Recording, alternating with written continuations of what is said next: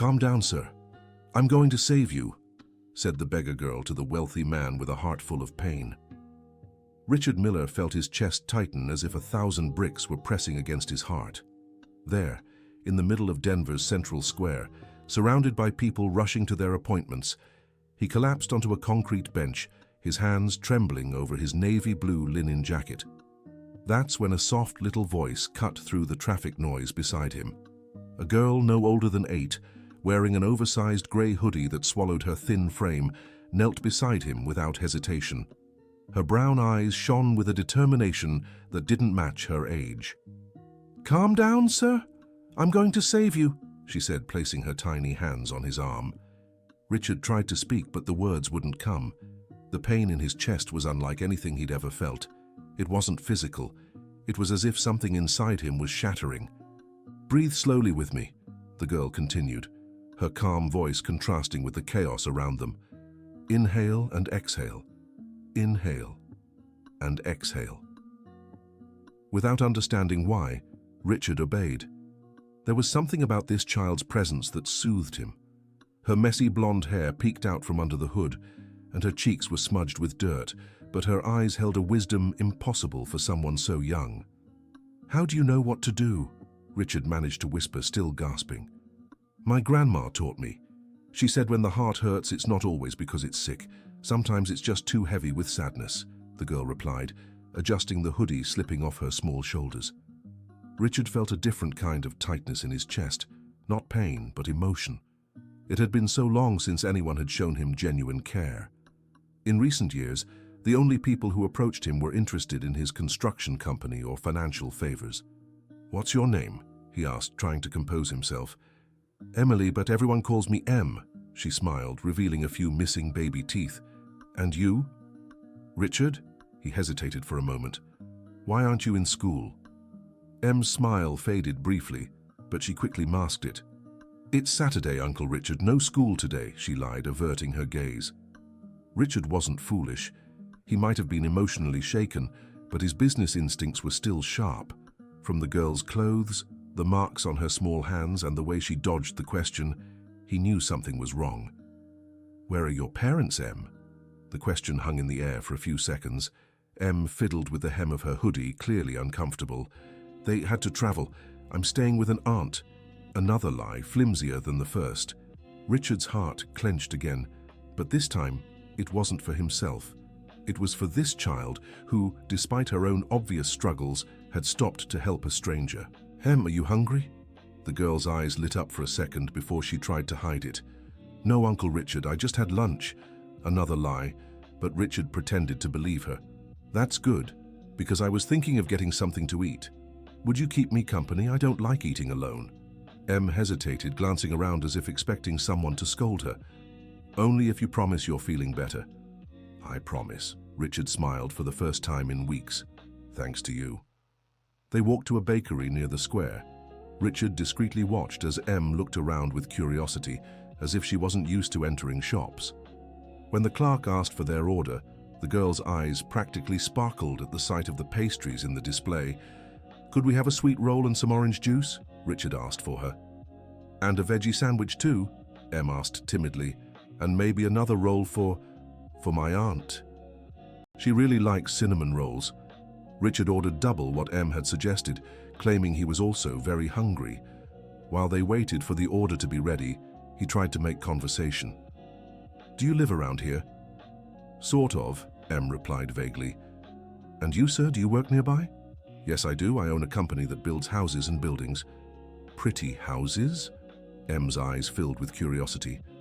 "Some are pretty, yes. Do you like houses?" Em stayed quiet for a moment, lost in thought. "I like imagining what it'd be like to live in a real house, with a backyard to plant flowers and a room just for me." The innocence in the girl's voice made Richard swallow hard. Every word confirmed his suspicion that Em didn't have a home to call her own. Dear listener, if you're enjoying the story, don't forget to like and especially subscribe to the channel. It helps us a lot as we're just starting out. Now, continuing. When the order was ready, Richard insisted on packing some extra items. Em tried to refuse, but he was firm, saying he was worried she wasn't eating well. "Uncle Richard," Em said as they left the bakery, "you're very kind. I bet your kids really love you." Richard stopped walking. The girl's innocent question hit the most painful spot in his life. "I don't have kids, Em." "Oh," she said, embarrassed. "I'm sorry, I thought—" "No need to apologize," Richard forced a smile. "It's just that my wife and I tried for many years to have children, but we never could." Em looked at him with an understanding that seemed strange for a child. "That must be really sad." "It is," Richard admitted, surprised by his own honesty, "especially when you build homes for other families and come back to an empty one." They walked in silence for a few minutes. Richard noticed they were moving away from the city center, entering quieter streets. "Sam, where are we going?" "Oh, sorry, Uncle Richard, I got distracted.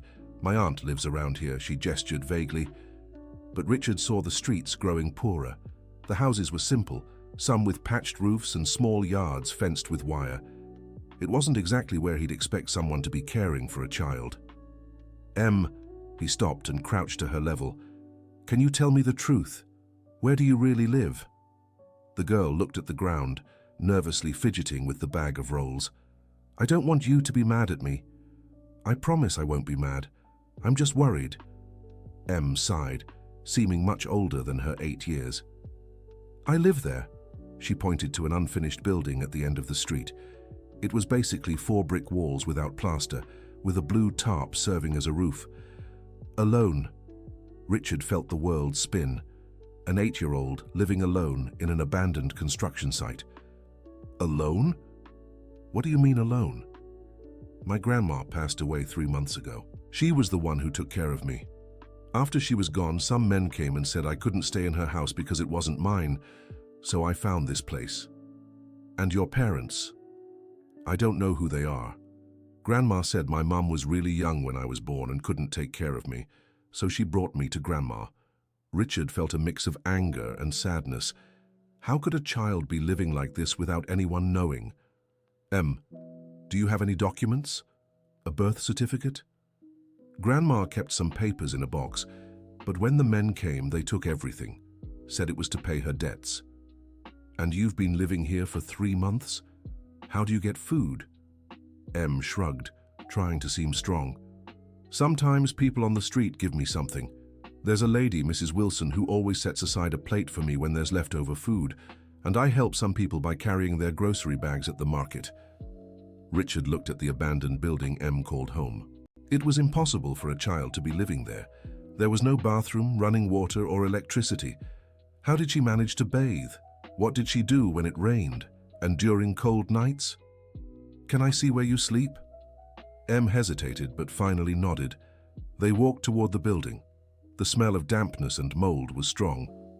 Inside, Richard saw some cardboard laid out on the floor, a small backpack with a few clothes, and a very old rag doll hugged against a thin blanket. "Em, this can't go on like this," Richard said, trying to control the emotion in his voice. "I know it's not a real house, Uncle Richard, but it's better than the place they wanted to put me." "What place?" "After Grandma Betty passed, a woman showed up saying she'd take me to a place where other kids like me stayed. But I heard some bad stories about those places. I'd rather run away." Richard closed his eyes. Em had chosen to live on the streets rather than go to a shelter. An 8-year-old making survival decisions no child should ever have to make. "Em, do you want to come with me? I can give you a safe place to stay." The girl's eyes filled with hope for a second, but then she shook her head. "You're very kind, Uncle Richard, but I can't accept. Grandma always told me not to go with strangers. But I'm not a stranger. We're friends now, aren't we?" "We are," Em smiled. "But what if your wife doesn't like me? What if I do something wrong in your nice house?" Richard realized he had to be careful. Em was a smart, wary child, probably out of necessity. He couldn't just swoop in and try to fix everything at once. "How about I come visit you tomorrow? I'll bring more food and we can talk more." "You'd do that?" Em seemed unable to believe it. "Of course. Friends visit each other, right?" "Yeah," she smiled, hugging the bag of bread against her chest. Richard said goodbye to Em, promising to return the next day. The whole way home, he couldn't get the girl out of his mind. How had someone so small and helpless managed to calm him in his moment of deepest anguish. When he got home, Richard found his wife Jennifer in the living room, watching TV. They'd been married for 15 years, but lately they barely spoke. After so many failed attempts to have children, something had broken between them. "You're late today," Jennifer remarked without taking her eyes off the screen. "I got held up downtown." Richard sat beside her. "Jennifer, I need to tell you something." She finally looked at him, noticing something different in his expression. "Did something happen?" Richard told her about the incident at the Central Square meeting Em and discovering her situation. Jennifer listened in silence, but her face grew more and more concerned. "Richard, you can't just show up at home with some unknown child. I didn't bring her home. I'm just trying to help. Help how? You don't even know this girl. What if she's lying? What if her family is looking for her? Jennifer, you should have seen the conditions she's living in. It's inhumane. There are organizations responsible for this, Richard. You can't solve all the world's problems." "I'm not trying to solve all the world's problems. I just want to help one child in need." Jennifer sighed, running her hands through her hair. "Richard, I understand your good intentions, but you're going through a hard time. Maybe this isn't the best moment for impulsive decisions." "What hard time?" "The past few months have been tough for you. The stress at work, our situation. Maybe you're projecting something onto this child." Richard got irritated. Jennifer always did this, always tried to rationalize his feelings as if they were symptoms of some psychological issue. "I'm not projecting anything. A child is in danger, and I can help." "How? By bringing her here? And then what? Are we going to pretend we're a family?" The question hurt more than Richard expected. Maybe Jennifer was partly right. Maybe he was seeing in Em an opportunity to fill the void that not having children had left in his life. "It doesn't have to be like that, Jennifer. We can help in other ways. Find a suitable family, make sure she's safe." "And what if she doesn't want to? You said she ran away from a shelter. Then we'll find a better solution." Jennifer stayed quiet for a few minutes, clearly torn. "Richard, promise me you'll take this slow, that you won't do anything without talking to me first." "I promise." But even as he made the promise, Richard knew he couldn't just ignore Em's situation. There was something about that girl that touched him deeply, something beyond pity or compassion. The next morning, Richard woke up earlier than usual. Jennifer was still asleep when he left the house carrying a bag with fruit, sandwiches, and a thick blanket he'd bought on the way. When he reached the abandoned construction site, Em was still curled up asleep on the cardboard. Richard watched for a few seconds, his heart tightening at how fragile and small she looked in that harsh environment. "Uncle Richard?"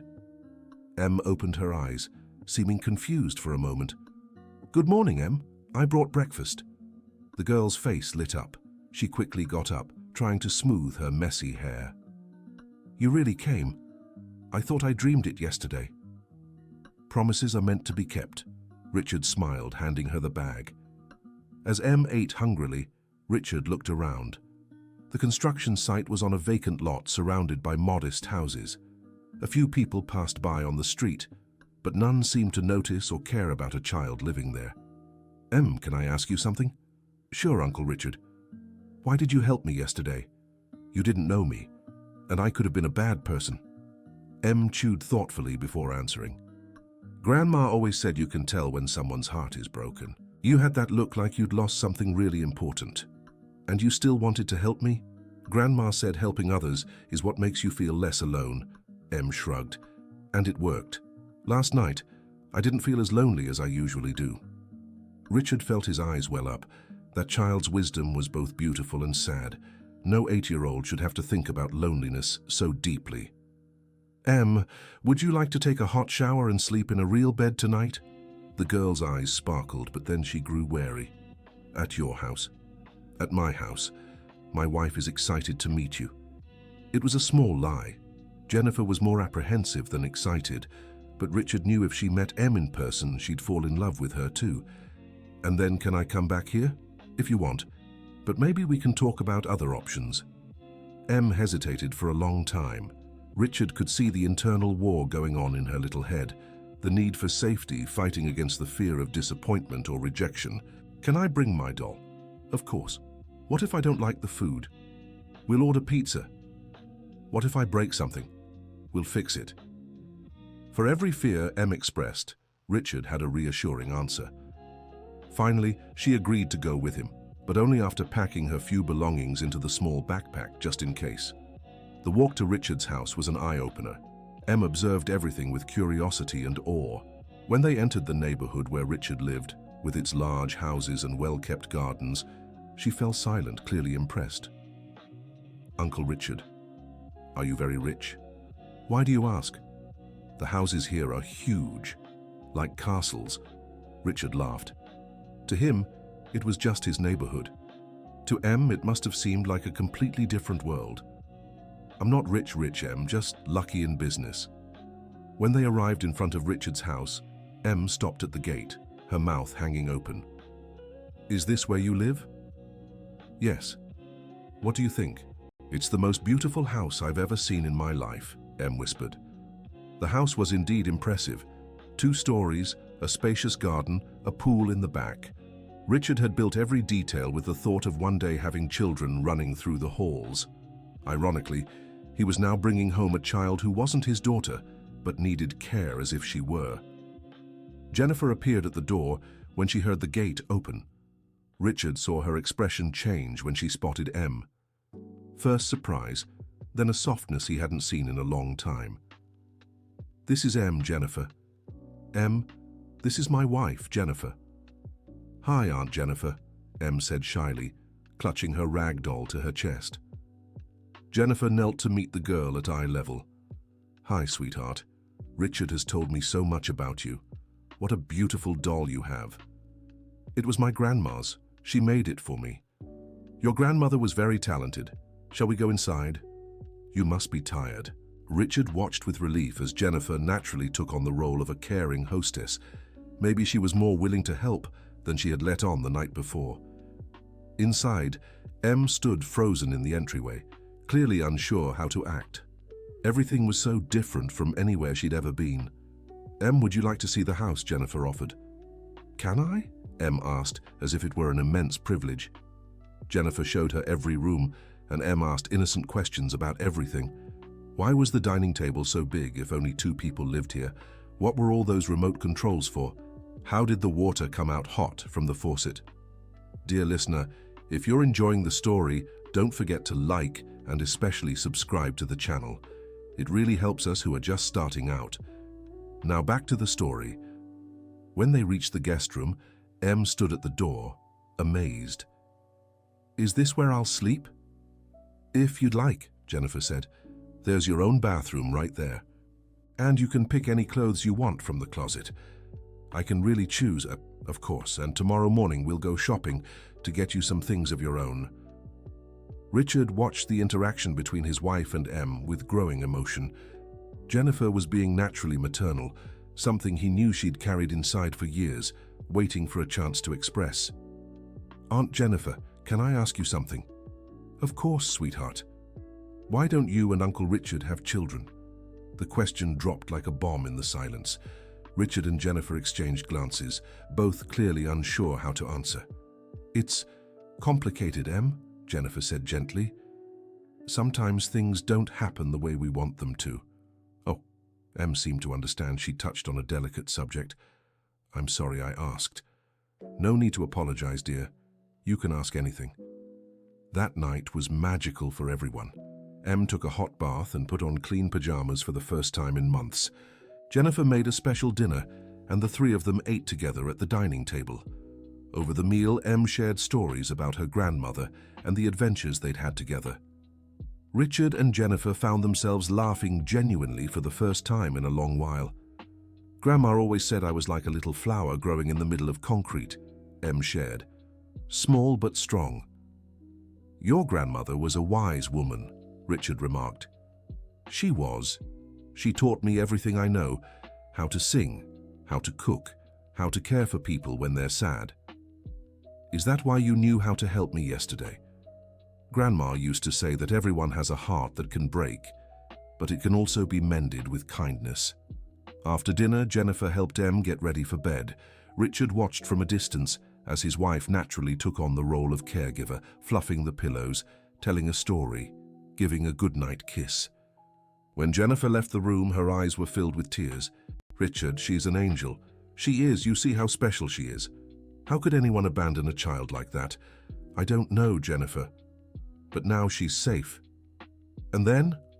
What do we do next?" Richard didn't have an answer.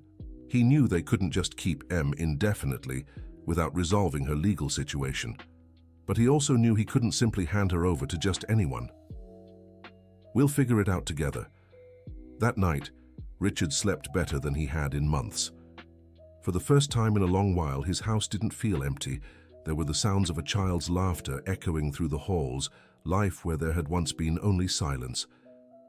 The next morning, Richard woke to the sound of laughter coming from the kitchen.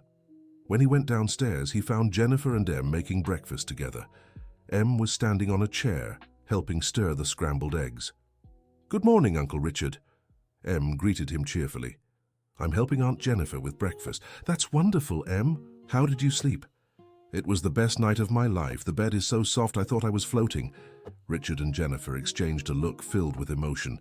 It was impossible not to grow attached to that child. After breakfast, Jennifer took Em to buy new clothes while Richard went to work. But all day he couldn't focus.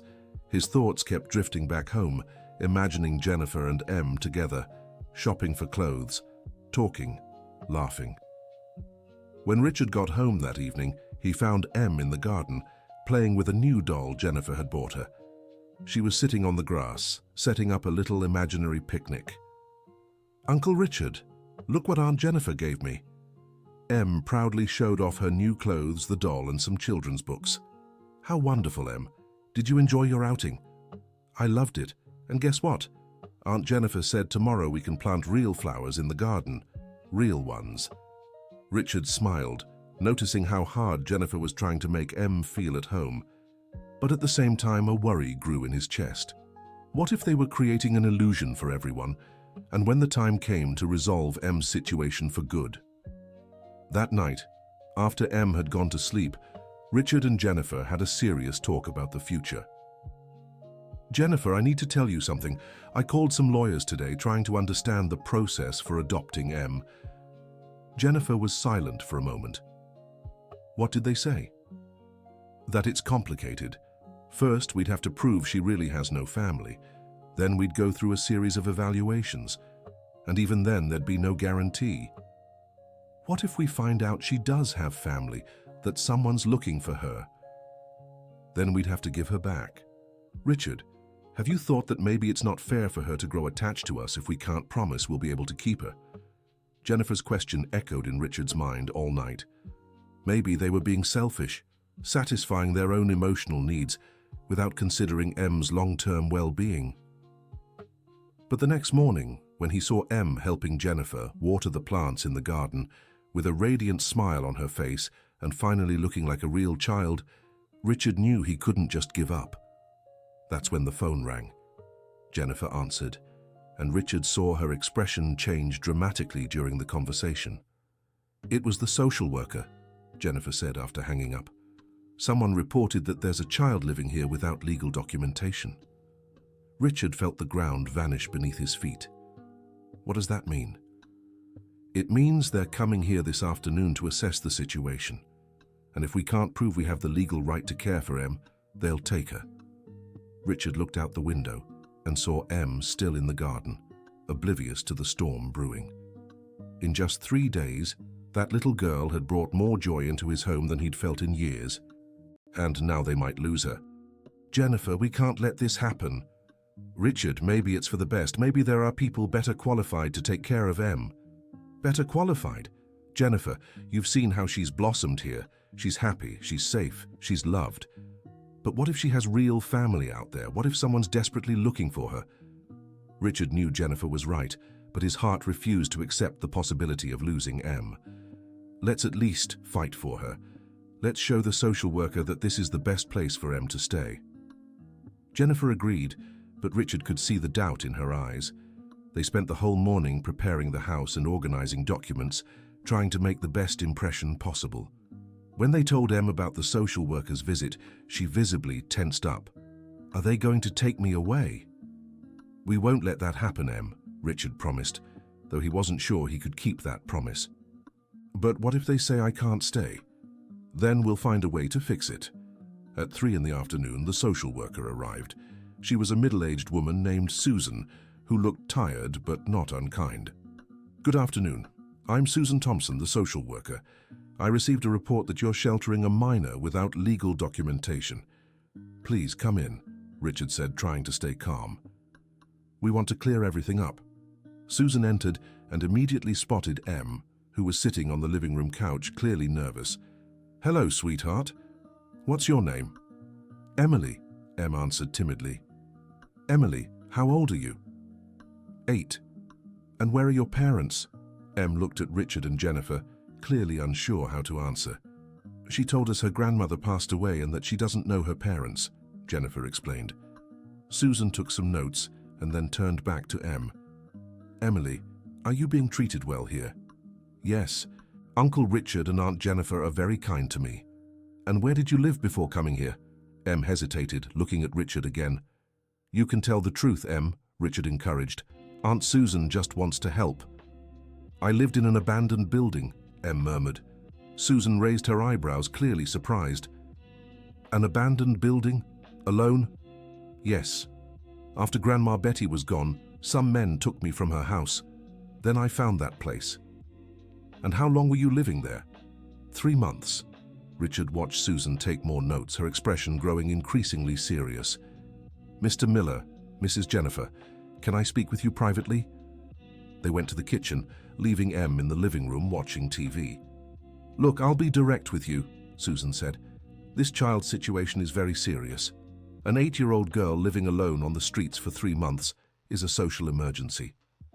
"That's exactly why we brought her here," Richard explained. "We couldn't leave her in that situation. I understand your good intentions, but there are protocols to follow. First, we need to verify if she truly has no family. Second, she needs psychological evaluation to assess potential trauma. Third, you don't have legal authorization to care for her." "And what would the normal procedure be?" asked Jennifer. "Typically, she would be placed in temporary shelter while we investigate her family situation and search for a suitable foster family." "A shelter?" Richard felt his stomach twist. "That's exactly what she ran away from." "Not all shelters are the same, Mr. Miller. There are well-structured places equipped to care for vulnerable children." "But she's fine here," Jennifer insisted. "You've seen how she is. She's fed, clean, happy." "I see that. And of course you're providing a loving environment for her. But unfortunately, that's not how it works. There are laws and procedures." Richard felt frustration rising. It seemed the system cared more about following rules than actually protecting Em. "Susan, what would we need to do to get legal custody of her?" "You'd have to apply for the foster care program. It involves interviews, home visits, training courses. It could take months." "And during those months?" "During that time, she'd stay in the shelter." "That's ridiculous," Richard snapped.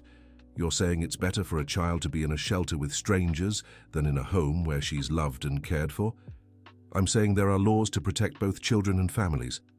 Unfortunately, those laws aren't always convenient." Jennifer placed a hand on Richard's arm, trying to calm him. "Susan, is there any way to speed this up? Any exceptions that could be made?" "In very specific cases, a judge may grant temporary custody, but you'd have to prove imminent risk to the child in any other environment." Imminent risk? Richard was incredulous. An 8-year-old living alone on the streets isn't imminent enough? The imminent risk would be if she was still on the streets. Now that she's under care, even informally, the legal urgency decreases. Richard wanted to scream. The system seemed designed to complicate rather than help. "How much time do we have?" "I need to file my report today. Tomorrow morning, someone will come to take Emily to the temporary shelter." "Tomorrow?" Jennifer paled. "Unfortunately, yes. But I want you to know I'll recommend in my report that you be prioritized for the foster care process if you choose to apply." Richard felt like he'd been punched in the gut. They had less than 24 hours left with Em. When Susan left, Richard and Jennifer stood silently in the kitchen, trying to process what had happened. How would they tell Em she'd be taken away the next day? "Richard, maybe this really is best for her," Jennifer said softly. "Maybe there's a family better prepared to care for her." "Jennifer, you saw how she reacted when we mentioned shelters. She's terrified. And now we're just handing her over to the same system she tried to escape." "But maybe she was wrong about shelters. Maybe they're not as bad as she thinks."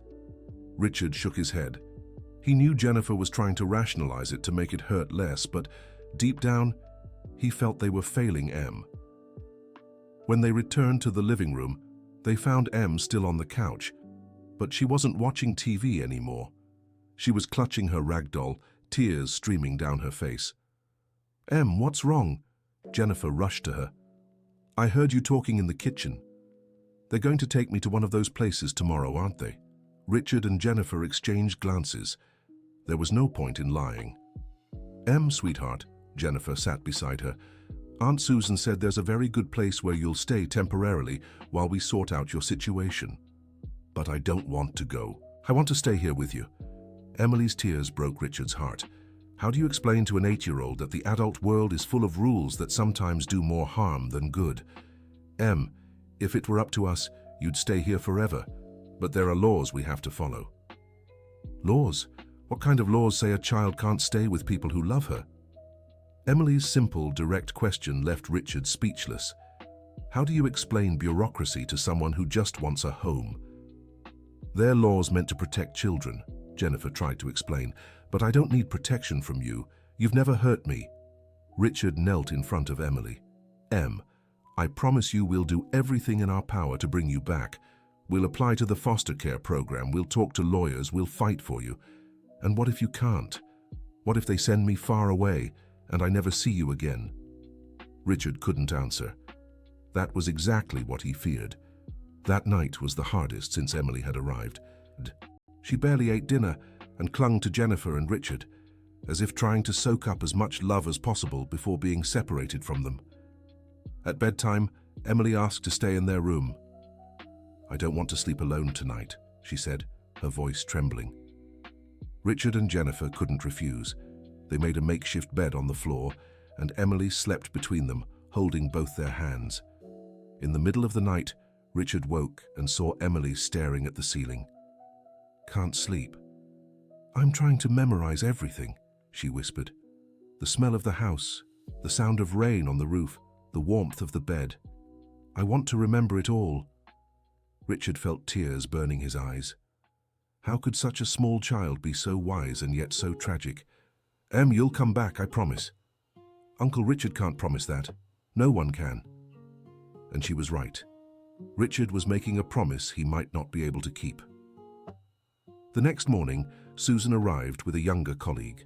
Emily was ready, her new clothes in a small backpack and her rag doll in her arms.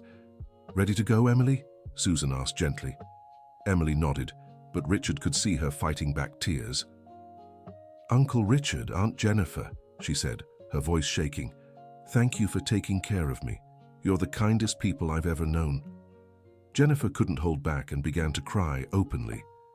Richard knelt and hugged Emily tightly. "We'll come for you, Em.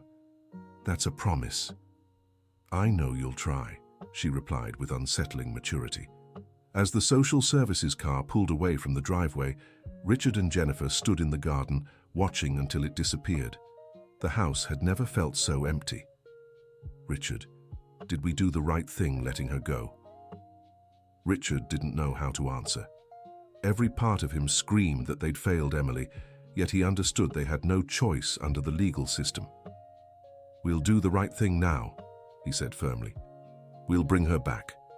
Richard wasted no time. On Monday morning, he was in the office of a family law attorney, explaining the whole situation.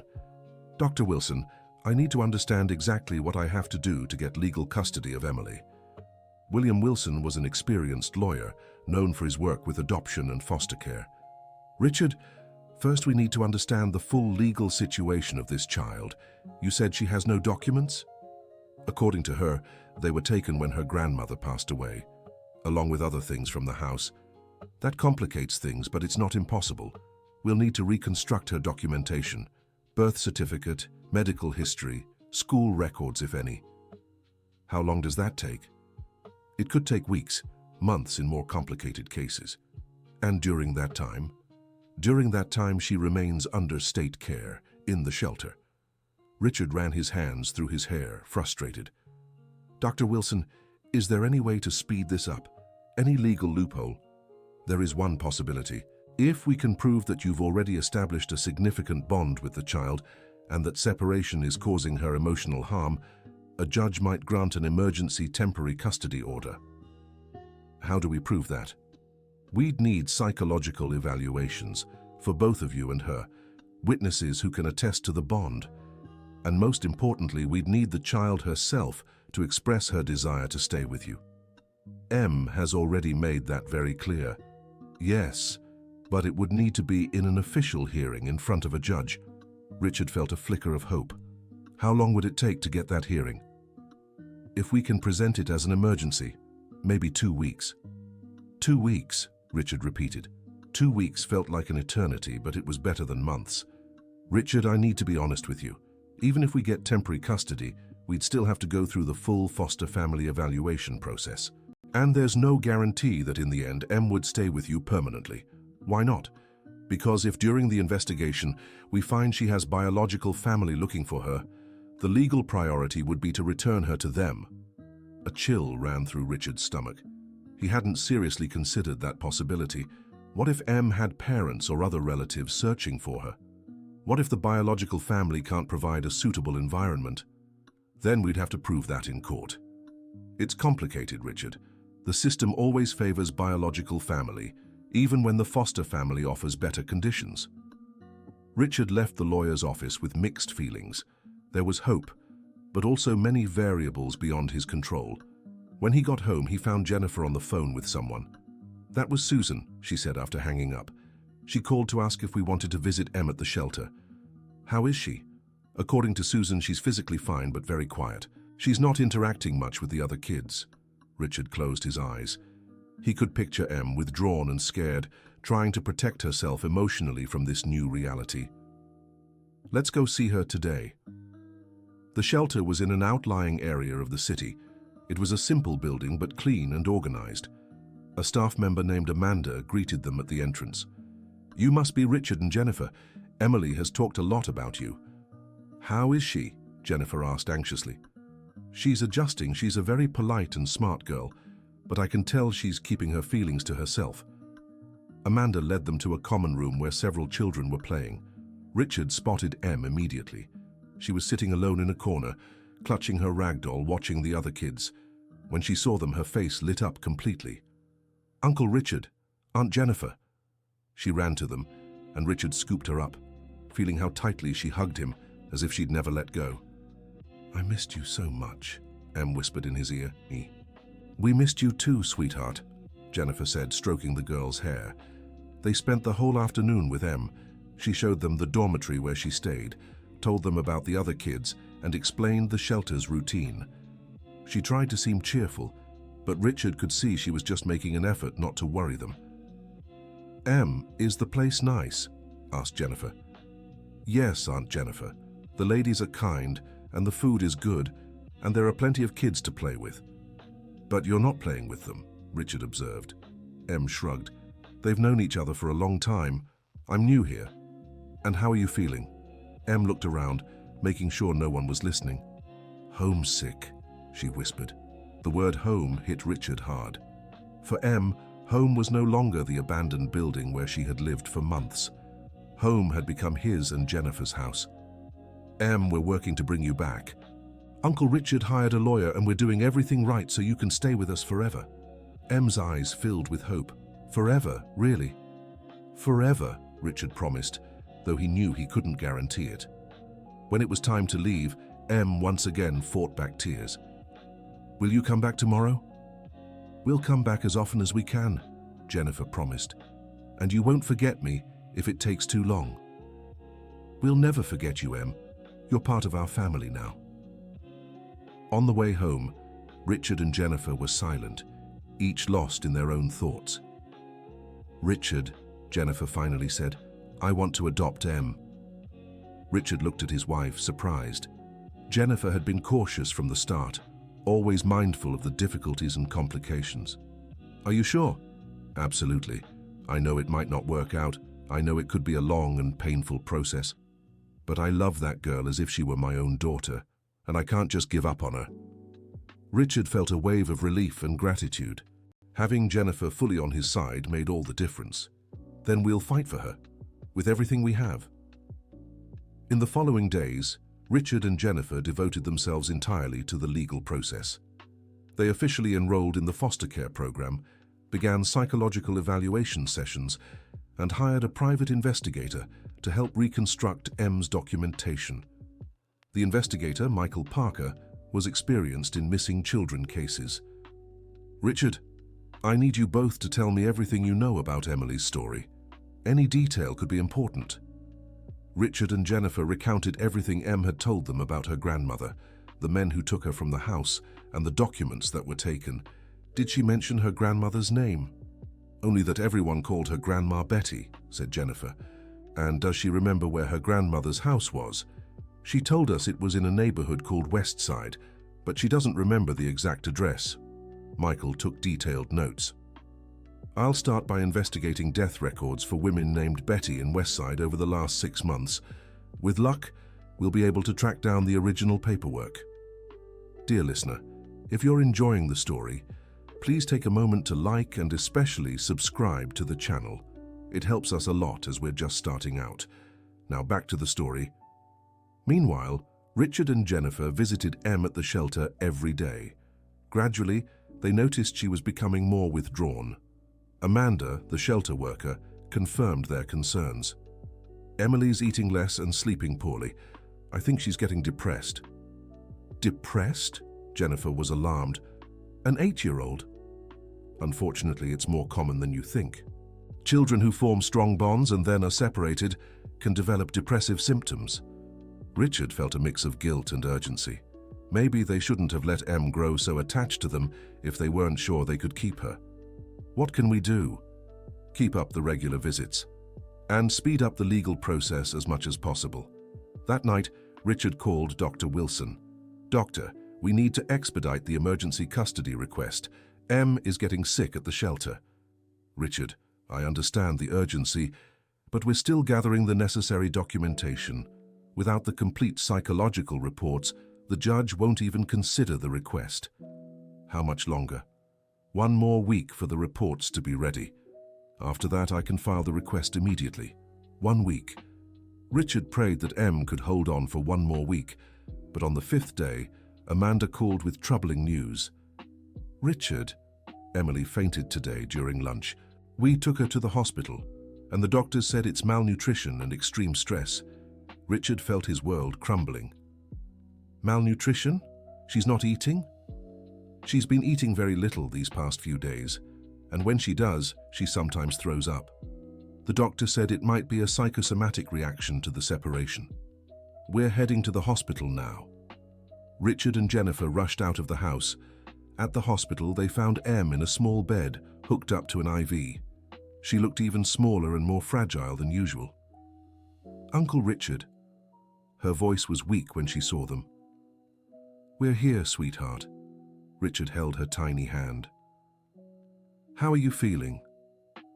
"Tired, and my chest feels tight, just like yours did the day we met." Richard and Jennifer exchanged glances. Em was having symptoms similar to what Richard had felt that day in the central square, emotional pain manifesting physically. "Em, you need to eat, sweetheart. You need to stay strong," Jennifer said softly. "I try, Aunt Jennifer, but when I go to eat, I think about dinners at your house, and then I get so sad I can't anymore." Em's words broke Richard's heart. How could such a little girl be suffering so much? The doctor treating Em called them into the hallway. "I'm Dr. Johnson.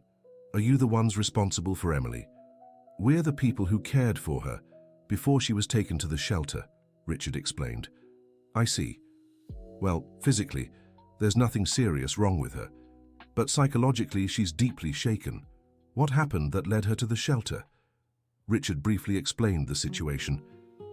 Doctor, is there any risk to her staying at the shelter in this condition? If she keeps refusing to eat and having stress episodes, yes, children can become seriously ill from emotional causes. What would you recommend? Ideally, she should return to the environment where she felt safe and loved. But I understand there are legal issues involved. Richard had an idea. Doctor Johnson, could you write a medical report recommending Em return to our care for health reasons? I can. In fact, from a medical standpoint, it would be irresponsible not to make that recommendation. Richard felt a glimmer of hope. A medical report might be exactly what they needed to speed up the legal process. When they returned to the room, Em was asleep. Richard and Jennifer watched her, seeing how vulnerable and small she looked in that hospital bed. Richard, Jennifer whispered, what if we can't get her back? What if she keeps getting sick? We can't think like that, Jennifer. We'll make it happen. But inside, Richard was terrified. What if they really couldn't? What if the legal system was stronger than their love for Em? The next day, Dr. Wilson arrived at the hospital with a folder full of documents. Richard, I have good news and bad news. Start with the good. The good news is, I managed to expedite the emergency custody request. With the medical report and the psychological evaluations we already have, I can file it today. And the bad news? The bad news is that investigator Michael found something in the search about Em's grandmother. Richard felt his stomach twist. What did he find? He located the death certificate of Betty Collins, who lived in the West Side neighborhood, but he also found something else. Betty had a daughter named Rachel Collins, who filed a missing person report 4 months ago. Missing person? A child named Emily Collins, 8 years old, Rachel's daughter. Richard felt as if he'd been punched. Em had a mother, and her mother was looking for her. Where is this Rachel? We're still trying to locate her. She moved from the address listed in the report. Jennifer turned pale. Richard, what does this mean? It means we'll likely have to return Em to her biological mother, said Dr. Wilson gravely. Even if she abandoned Em with her grandmother, even then, the law always favors the biological family unless we can prove neglect or abuse. Richard looked at Em sleeping in the hospital bed. How would he explain to her that she might have to go live with a mother she didn't even remember? Dr. Wilson, should we still file for emergency custody? Yes, at least we can get her out of the shelter while we sort out the situation with her biological mother. Richard agreed, but part of him was panicking. It was becoming clearer that maybe he and Jennifer were just a temporary stop in Em's life, not the permanent home they'd all dreamed of. When Em woke up, she seemed a little better. The IV had helped with her dehydration, and she managed to eat some soup. Uncle Richard, when can I leave here? Soon, sweetheart. Dr. Wilson is working on getting you to come home with us. Really home? Not the shelter. Really home, Richard promised, though he didn't know for how long. Em smiled for the first time in days. I knew you wouldn't abandon me. The word abandon echoed in Richard's mind. He just hoped they wouldn't be forced to do exactly that. 2 days later, Dr. Wilson secured temporary emergency custody. Richard and Jennifer could take Em home, but under social services supervision and for a maximum of 30 days. When they arrived to pick Em up from the hospital, she was beaming. Am I really going home? Yes, sweetheart, said Jennifer, helping her get dressed. The ride home was joyful. Em hummed softly and pointed out familiar sights along the way. Look, it's the bakery where we got bread that day. That's right, Richard smiled. How about we stop there to celebrate? They bought a chocolate cake and soda. Em ate with an appetite for the first time in a week. When they got home, Em ran to the garden where they'd planted flowers together. Aunt Jennifer, the flowers grew. They sure did. They were waiting for you to come home. Richard watched Em with a mix of joy and sadness. She was home, she was happy, she was safe. But for how long? That night, after Em fell asleep, Richard got a call from Michael, the investigator. Richard, I found Rachel Collins. Richard's stomach clenched. Where is she? In Chicago. Apparently, she moved there looking for work after her mother died. She's working as a housekeeper and living in a boarding house. And she's still looking for Em? Yes. She called the Denver police station last week asking if there were any updates on the case. Richard closed his eyes. Rachel hadn't abandoned Em. She really had been searching for her daughter. Michael, can you find out more about her situation? Financial conditions? Where exactly she's living? I can. Why? Because I need to understand if she can properly care for Em. Richard, even if she doesn't have the best conditions, legally she has priority over you. I know, but maybe we can find a solution that works for everyone. Richard hung up the phone with a heavy heart. He knew he was fighting against the tide, but he couldn't just give up. In the following days, Richard continued visiting Em daily, but now with a different weight on his heart. With each of her giggles, with every tender moment, he wondered if it might be one of the last. Jennifer noticed his change in mood. Richard, you've been acting strange. Did something happen? Richard didn't want to worry Jennifer before he had more information, but he also couldn't carry the burden alone. Jennifer, I need to tell you something about Em. He explained the discovery of her birth mother. Jennifer stayed silent for a long time. Richard, does this mean we're going to lose her? Not necessarily. Maybe we can reach an agreement with her mother. What kind of agreement? I don't know yet. Maybe she'll agree to let Em stay with us if we can help her in some way. Richard, that sounds like buying a child. It's not buying. It's finding a solution that benefits everyone, especially Em. Jennifer shook her head. Richard, what if her mother just wants her daughter back? What if she loves Em as much as we do? Richard had no answer for that. He had been so focused on keeping Em with them that he hadn't truly considered the birth mother's feelings. Do you think we should tell Em about her mother? Not yet, said Jennifer. Let's first understand the situation better. 2 days later, Michael called with more information. Richard, I got more details about Rachel Collins.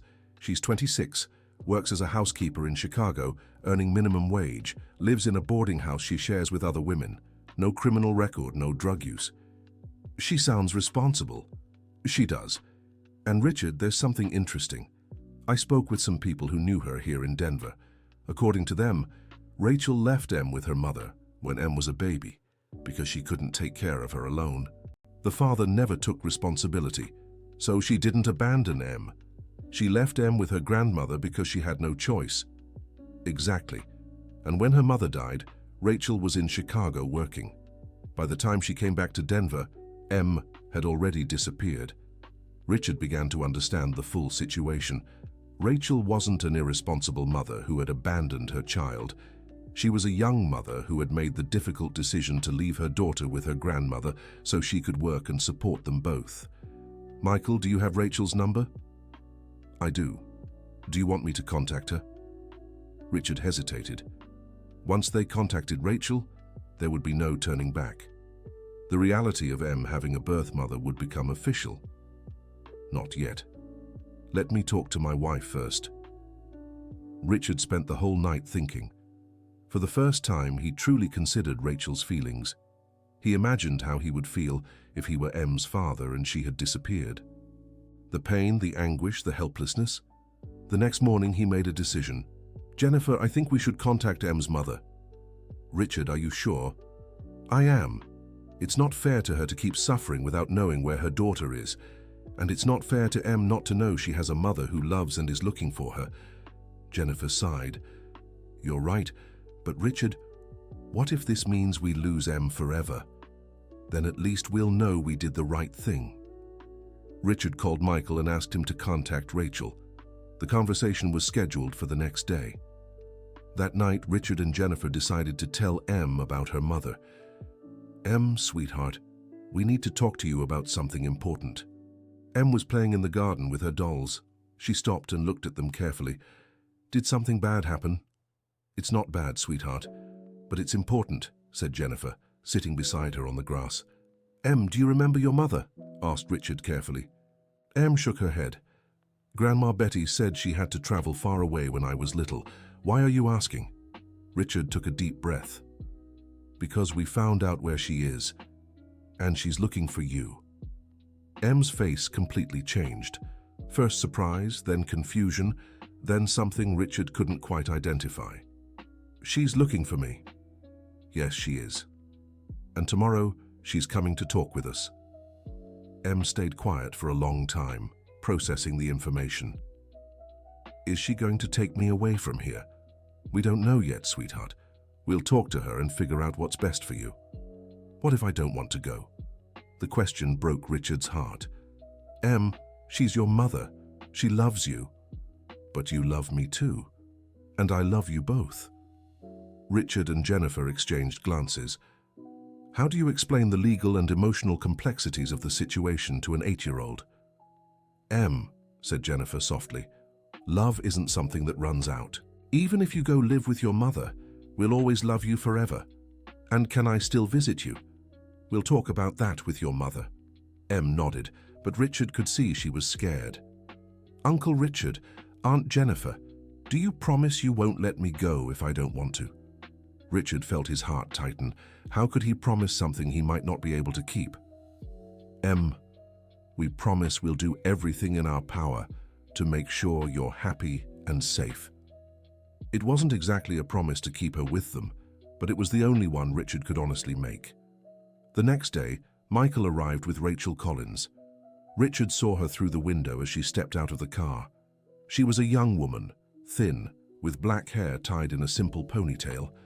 She wore clean but inexpensive clothes and carried a small, worn-out bag. When she entered the house, Richard immediately saw the resemblance between her and M. The same brown eyes, the same face shape, the same delicate way of moving. You must be Richard and Jennifer, said Rachel, her voice trembling slightly. Where's my daughter? She's in the garden, said Jennifer kindly, but maybe we should talk first before you meet. Rachel hesitated, clearly anxious to see M, but agreed. They sat in the living room and Richard could see Rachel was nervous and emotional. Rachel, first we want to thank you for coming, Richard began. We know it must have been hard. You have no idea, said Rachel, tears already forming in her eyes. When my mother died and I came back from Chicago, M was gone. It was the worst moment of my life. Can you tell us your story? Jennifer asked gently. Rachel took a deep breath. I was 18 when M was born. Her father left me when he found out I was pregnant. I tried to take care of her alone, but it was so hard. I had no job, no money, no experience with babies. And your mother offered to help. She did. She said she'd take care of M while I got on my feet. That when I was ready, I could come back for my daughter. And you went to Chicago. I did. I found work as a housekeeper. I sent money to my mother every month to help with M's expenses. And I called whenever I could to talk to her. Richard noticed Jennifer was getting emotional hearing Rachel's story. Rachel, M said she doesn't remember you. She was so little when I left. Not even 2. It's normal she wouldn't remember. Rachel wiped her tears. But I remember every single detail about her. Every smile, every word she tried to speak. And when your mother died? I was working in Chicago. I only found out 3 days later, when a neighbor managed to get my number. When I arrived in Denver, my mother's house was locked up and M had disappeared. Richard felt a pang of guilt. While they were enjoying their first days with M, Rachel was desperately searching for her daughter. Rachel, said Jennifer, we want you to know we took very good care of M. She's an amazing girl. I know she's always been special. Even as a little one, she had such a loving way about her. And now, what are your plans? Rachel looked around the luxurious house, clearly intimidated. I want my daughter back. I know you can offer her much more than I can, but she's my daughter, and I never stopped loving her. Richard and Jennifer exchanged glances. It was exactly what they feared and yet respected. Rachel, Richard said carefully, can we talk about all the options? Not just about who keeps him, but about what's best for her. What do you mean? We mean there might be ways for all of us to be part of M's life. You're her mother, that will never change. But we love her too, and she's grown attached to us. Rachel was quiet for a moment. You want me to share my daughter with you? We want to consider every possibility that makes Em happy, said Jennifer. What if I say, I want to take my daughter away today? Will you try to stop me? Richard felt the moment of truth arriving. No, Rachel, we won't stop you, but we'd like you to meet Em first, to see how she is, how she feels, before making any decisions. Rachel nodded. I want to see her. Now. Richard went to get Em from the garden. She was sitting on the swing, clearly nervous. Is she here? Yes. She's waiting for you in the living room. Uncle Richard, I don't know what to say to her. You don't need to say anything special, Em. Just be yourself. Em held Richard's hand and they walked to the living room. When she saw Rachel, she stopped at the door, watching her curiously. Rachel stood up slowly, tears streaming down her face. Em? My princess? Em looked at Rachel, then at Richard, then back at Rachel. Are you my mum? Yes, my love. I'm your mum. Rachel knelt to be at Em's height. You've grown so much. You're so beautiful. Em stepped forward hesitantly. Why did you leave? The simple, direct question made Rachel sob. Because I was too young and didn't know how to take care of you properly. But I thought about you every single day, and I always planned to come back for you. Are you taking me away from here? Rachel looked at Richard and Jennifer, then back at Em. Do you want to come with me? Em hesitated, clearly torn. Can I think about it? Of course you can, Princess. We have plenty of time to talk and get to know each other again. Richard suggested Rachel stay for lunch so they could all talk more. During the meal, he watched the interactions between Em and Rachel. Em was curious but cautious. She asked questions about where Rachel lived, what she did in Chicago, if she liked flowers. Rachel answered with patience and affection, clearly trying to reconnect with her daughter. Mom, Em said at one point, can I keep calling you Mom, or do you prefer Rachel? You can call me whatever you're most comfortable with, my love. Okay, Mom. Rachel smiled through her tears. It was the first time Em had consciously called her Mum. After lunch, Rachel asked to speak with Richard and Jennifer privately. I'll be honest with you, she said. I can't give Em what you can.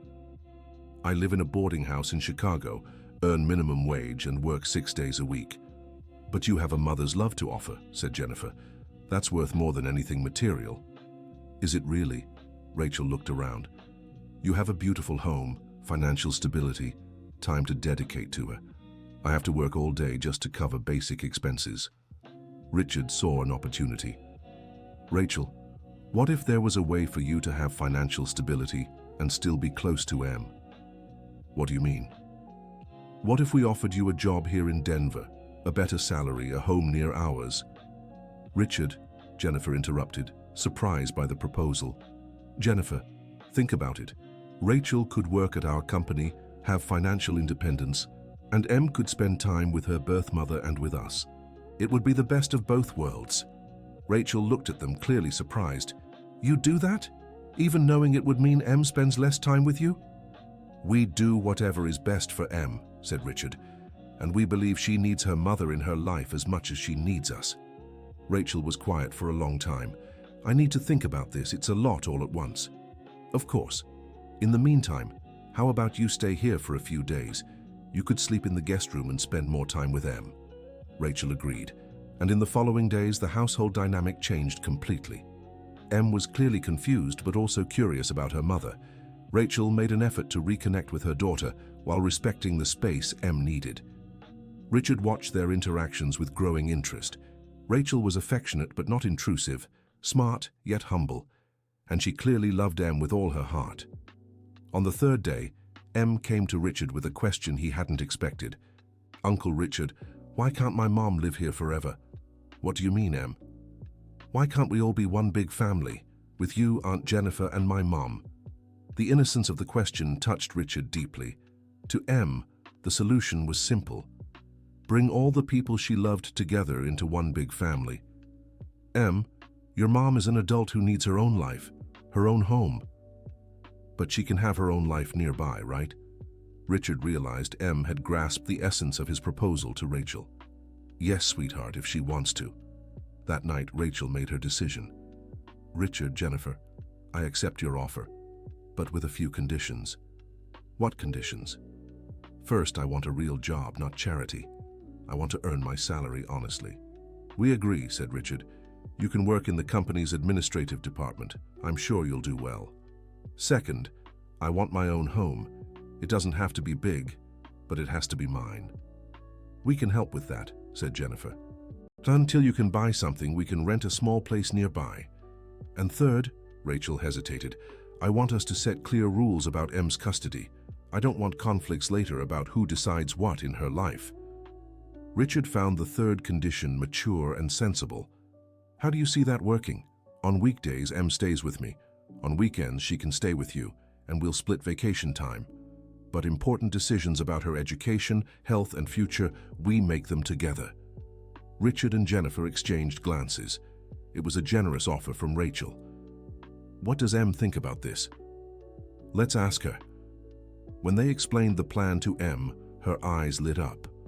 So I get to be with all of you? Just on different days. That's right, sweetheart, said Rachel. You'll have 2 homes, 2 families who love you. And you'll all still be my friends? Forever, promised Richard. Em hugged Rachel, then Richard and Jennifer. It's the best idea in the world. In the following months, the arrangement worked better than anyone had expected. Rachel settled in Denver, finding a small but cozy house just 5 blocks away from Richard and Jennifer's home. At work, she proved herself capable and dedicated. Richard was impressed by her intelligence and ability to learn. Em flourished under the new arrangement. During the week, she helped Rachel with household chores and discovered things about her family history. On weekends, she played in the garden at Richard and Jennifer's house, helping tend to the flowers they had planted together.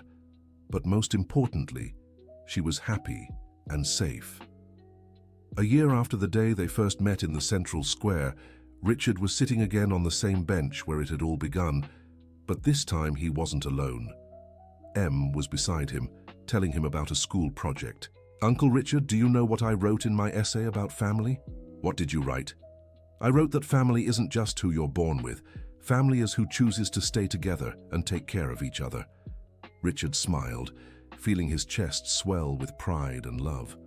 That's a very wise definition, Em. My teacher liked it so much she's going to read it to the whole class. That's wonderful.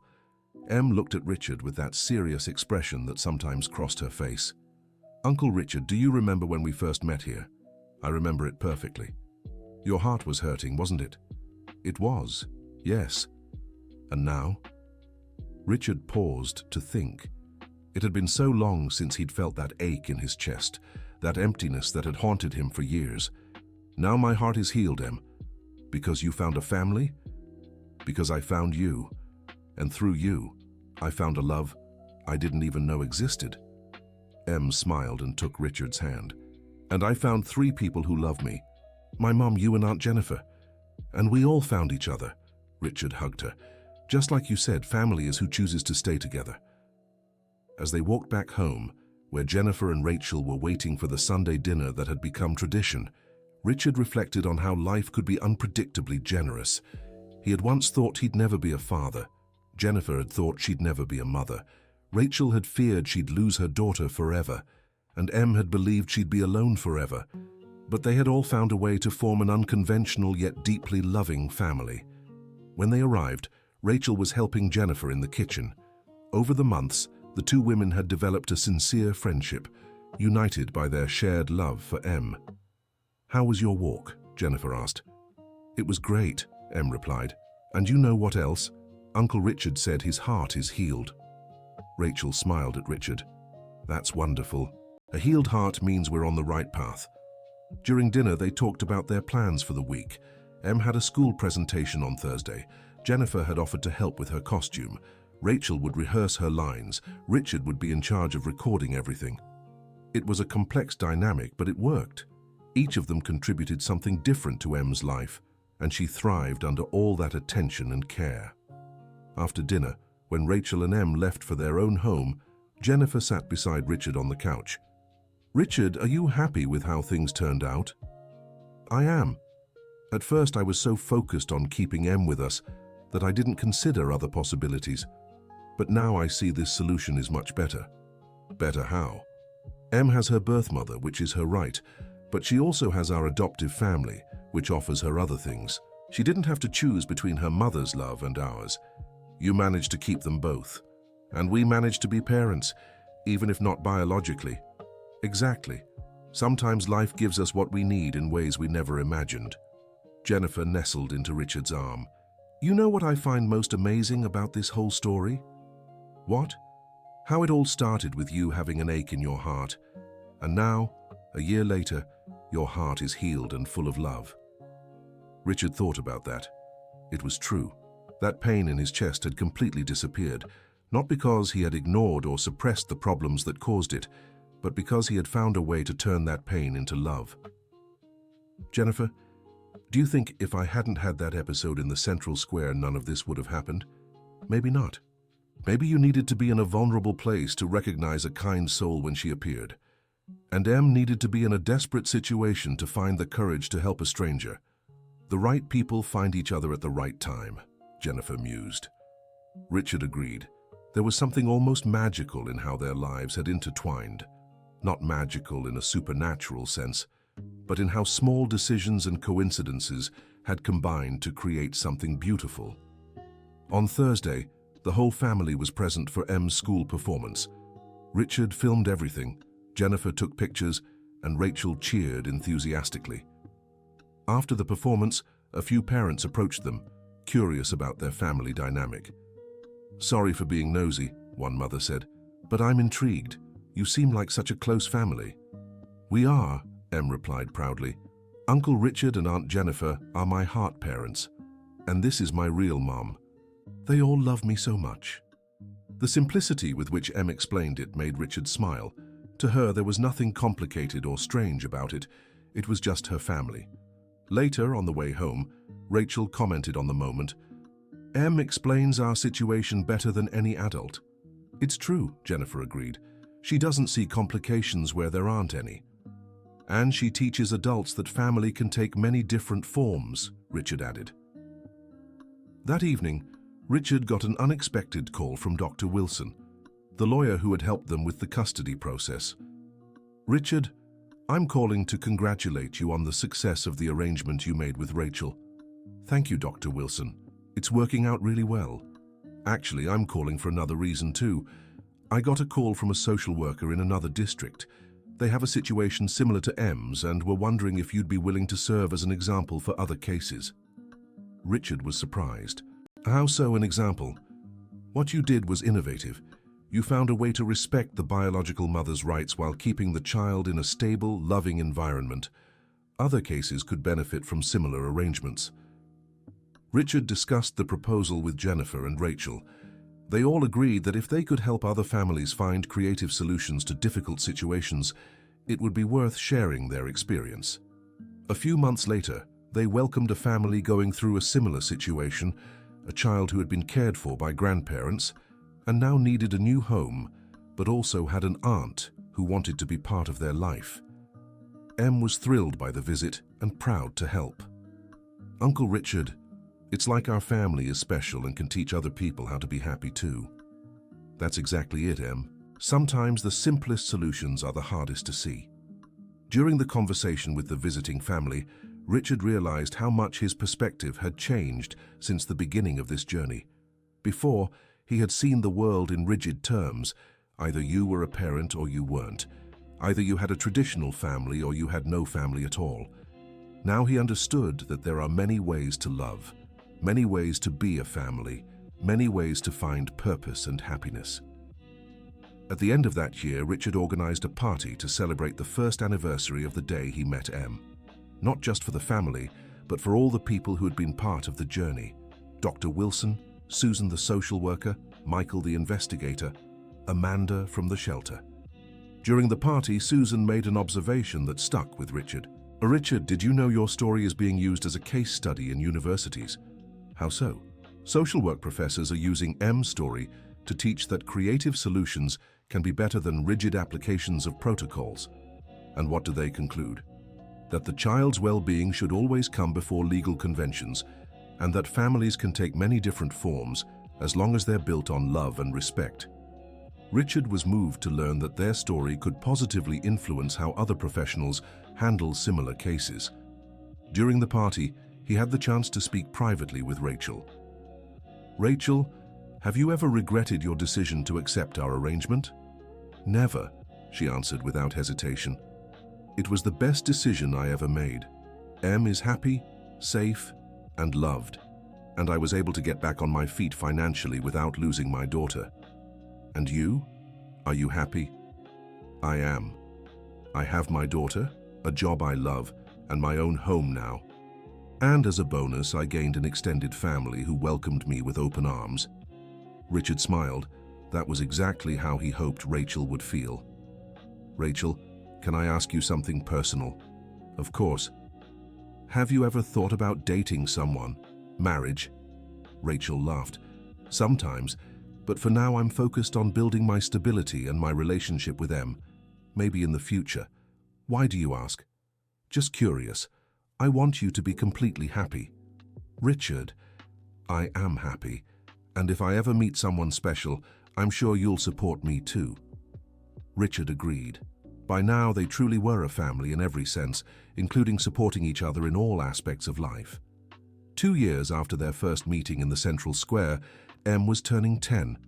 They threw a big party with school friends, neighbors, and their entire extended family. During the party, Richard watched Em interacting with everyone. She had grown, not just physically, but emotionally. She was a confident, affectionate, intelligent child. There was no trace left of the frightened, wary girl he had met in the square. "What are you thinking about?" Jennifer asked, walking up to him. "I'm thinking about how much Em has changed, and how we've changed too." "How so?" "When I met her, I was focused on my own pain, my own emptiness. Now I spend more time thinking about how I can help others." "Parenthood does that to us," Jennifer smiled. "It expands our world. And it's not just that. This whole experience taught me that life has far more possibilities than I ever imagined. Before, I had such a narrow view of how things should be. And now? Now I understand that the best solutions are often the most creative, not the most conventional." During the party, Em gave a heartfelt thank you speech that moved everyone. "I want to thank everyone who came to celebrate with me, but most of all, I want to thank Uncle Richard, Aunt Jennifer, and my mom for creating the most special family in the world. I've learned that it doesn't matter where you come from or how your family is formed. What matters is how much love there is between people." Once again, Em's simple wisdom touched everyone's hearts. After the party, as they were cleaning up, Rachel made an unexpected proposal. "Richard, Jennifer, I was thinking about something." "What?" "How about we make our family official in a legal way?" "What do you mean?" "How about you two becoming Emily's official godparents? Not just in our hearts, but legally. That way, if anything ever happens to me, you'd automatically become responsible for her." Richard and Jennifer were deeply moved by the proposal. "Rachel, are you sure?" "Absolutely. You've been her godparents in every way that matters for years. This is just a formality to avoid problems in the future." They went through the legal process to officially name Richard and Jennifer as Emily's legal godparents. It was a simple but meaningful ceremony. When the judge asked Emily if she agreed to the arrangement, she answered with conviction, "I do. They've been my godparents in my heart for a long time." Leaving the courthouse, Emily was beaming. "Now it's official. You're my family forever." Richard felt a profound emotion. There was something powerful about having legal recognition of his bond with Emily, even though emotionally, it had been real for years. That night, Richard was in the garden, watering the flowers they had planted together years ago. Emily appeared beside him. "Uncle Richard, can I tell you something?" "Of course, sweetheart." "Sometimes I think about what would have happened if I hadn't found you that day in the square." "And what do you think would have happened?" "I think you'd still be sad, and I'd still be alone, and my mom would still be desperate looking for me." "You're probably right. It's funny how one person can change so many lives, isn't it?" Richard stopped watering the plants and looked at Emily. "Cam, you saved so much more than my heart that day. You saved all of our lives." "What do you mean?" "You gave purpose to my life and Aunt Jennifer's. You gave us the chance to be parents. You brought your mom back to you. You showed so many people that families can come in all shapes." Emily smiled, clearly proud. "So when I said I'd save you, I really did." "You sure did, in every way possible." They kept watering the plants together. Richard noticed how the flowers had grown and multiplied over the years, just like their family. "Uncle Richard?" "Yes." "Are you happy?" Richard paused to think. A few years ago, he wouldn't have known how to answer. Happiness had seemed like an abstract idea, something other people had but he couldn't reach. "I'm very happy, Em. Happier than I ever imagined I could be." "Me too. And you know why?" "Why?" "Because I have a family that chose me, and that's really special." Richard hugged Emily, feeling immense gratitude for this extraordinary child who had come into his life so unexpectedly. "You know what else is special, Em?" "What?" "We chose you too, and we'll keep choosing you every day, forever." Emily hugged him back, and they stood there in the garden, surrounded by the flowers they had planted together, symbols of the growth and beauty that can blossom when you plant seeds of love and care. Years later, when Emily was a teenager, she wrote a school essay about the most important moment of her life. She chose to write about the day she met Richard in the square. Sometimes, the most important moments in our lives don't seem important while they're happening. When I was little and saw a sad man in the square, I just wanted to help because my grandma had taught me that people with broken hearts need kindness. I didn't know I was saving not just him, but myself too. Now I understand there are many kinds of families in the world. Some families are made of people born together. Others are made of people who choose each other. My family is both. I have a mother who gave me life and worked hard to take care of me, and I have godparents who gave me love when I needed it most, and taught me that home isn't a place, it's where your heart is. The most important thing I've learned is that saving someone isn't about grand heroic gestures. Sometimes it's just about being there when the person needs you most. It's about choosing love over fear. It's about believing there's always a solution even when everything seems impossible. That day in the central square, I told Uncle Richard I would save him. And I did. But he saved me too. And together we saved our whole family. When Richard read Em's essay, he cried. Not from sadness, but from pride and gratitude. That little girl had grown into a wise, compassionate, and hopeful young woman.